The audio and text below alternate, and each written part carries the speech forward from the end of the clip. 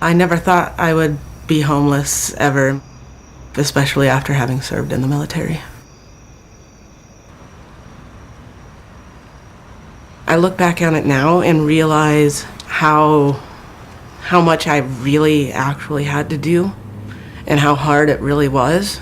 Not being able to talk to anybody, or not wanting to talk to anybody about it, not wanting to let anybody know how bad off I really was one of the hardest things. My name is Crystal Craig. I'm an operations manager for a transportation company. And I started out as an operations assistant, kind of climbed my way up. I absolutely love what I do. Out the door between 4 and 5 o'clock in the morning, I've always kind of been brought up, not just from my time in the service, but before that you kind of take care of yourself, because if you don't, nobody else will. It was kind of a slow, gradual change, and you don't realize that you're losing a grasp on everything you have until everything has gone already. You sell what you can to make ends meet. I didn't have any external issues or problems, if you say. Like, I wasn't a huge drinker. I wasn't an alcoholic that went out and had to have my drink every night. So I wasn't wasting my money on alcohol. I don't do drugs. So I wasn't, spending my money there. It was just the cost of living got too much to keep up with for me. And I decided to, instead of paying the next month's rent, which I didn't have all of, I decided to basically live out of my car. It would be cheaper and most efficient that way. And it is hard to maintain a job living in your car. So that was the next thing to go, and then it just continued to spiral downwards. I was pregnant at the time.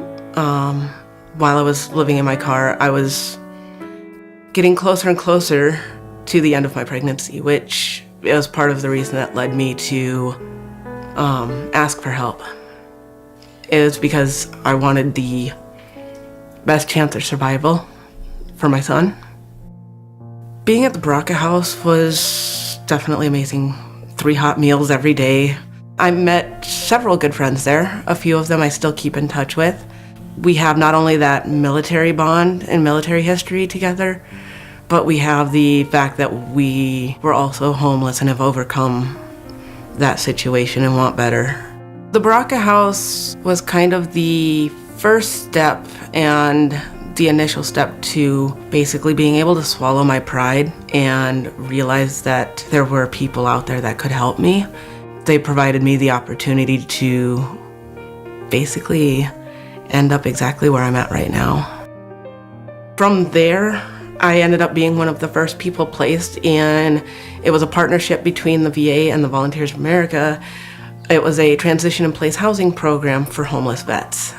And I was placed in an apartment and given everything I needed to basically live, and between the VA and the VOA, the rent was covered basically until I could get work again and get back on my feet. I got that apartment like a couple weeks before Christmas. Spencer was born January 31st, so I'd only been there about a month and a half before, almost 2 months before Spencer came along. Spencer started at the child care center when he was about 6 months old. He's got some friends that he loves there, loves to go there. Spencer's 3 years old now. He loves his puppy. He loves to be outside playing. He also loves to help. He's the biggest helper in the world. I always kind of keep in the back of my mind that at any moment, any type of life-changing event could happen and I could be right back in that same situation. The only difference is I would now have a small child with me.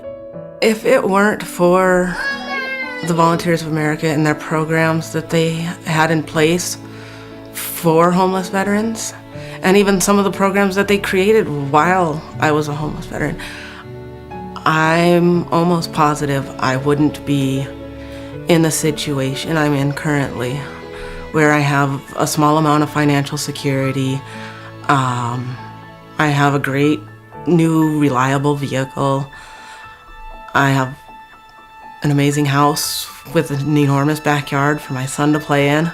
And without any of those programs, without any of the donations, without any of the assistance, I wouldn't have any of this.